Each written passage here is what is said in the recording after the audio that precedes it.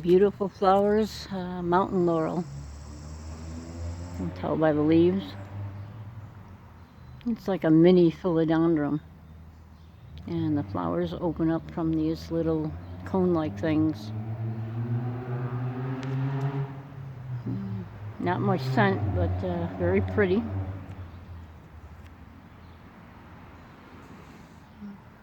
Things are getting taller.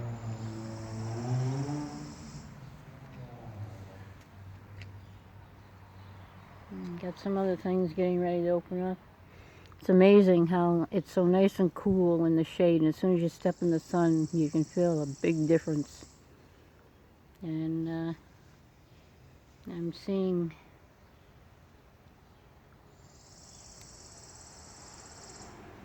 one bumblebee in the garden this morning. I've been watching for a while. And some little bees, tiny bees. But just one. Wait a minute. That is a honeybee, I think. Oh my God, I haven't seen honeybee in weeks. Folks, we got a honeybee. And he's enjoying the comfrey. That helps to bring the bees so that they'll come after things like the tomato plants too. So, plant those flowers. You'll get more seeds pollinated that way. This will go to seed pretty soon.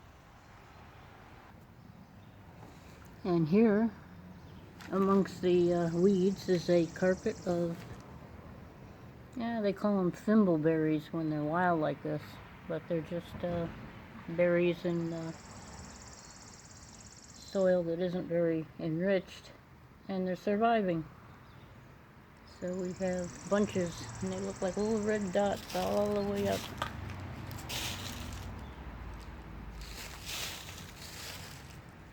There's a volunteer maple tree from our tree in the yard.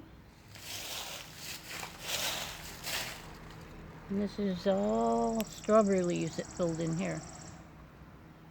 And they're happy as can be.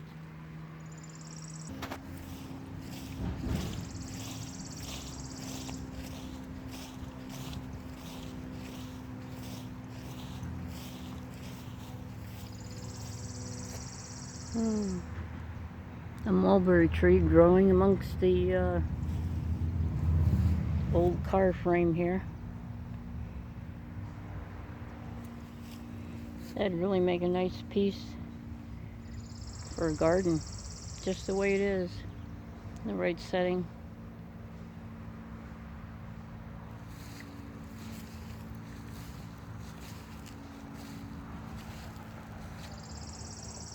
Here, got a plant that's good to eat, and it's called garlic mustard.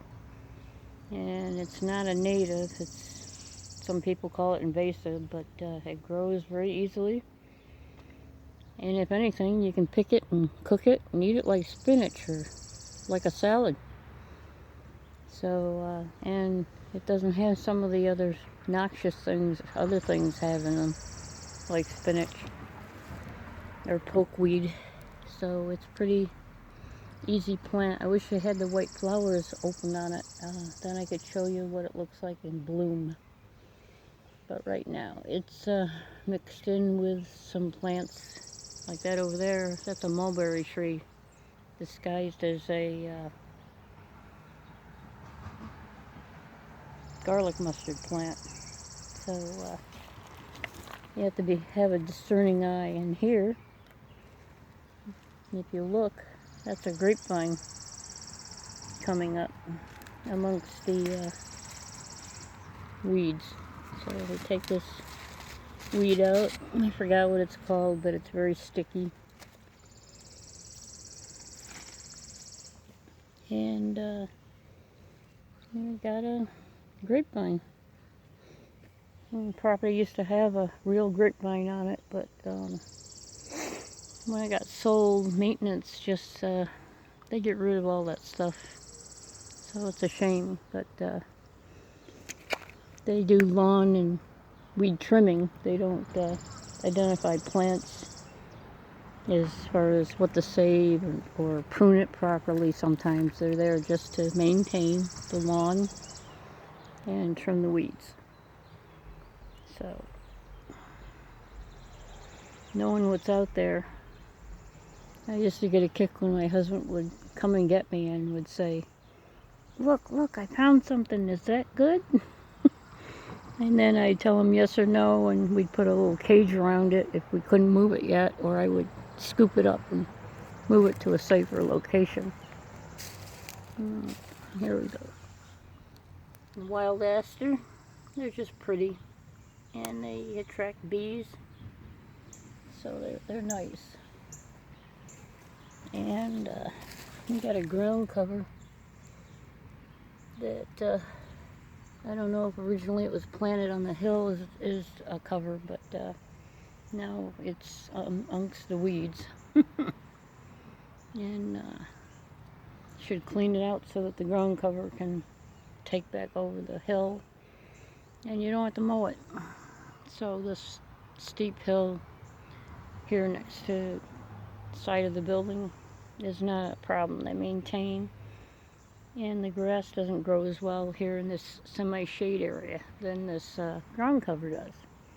You got a little bit of Virginia creeper in the middle there, that 5-leaf, and next to it, the 3-leaf stuff. Yep, that's poison ivy.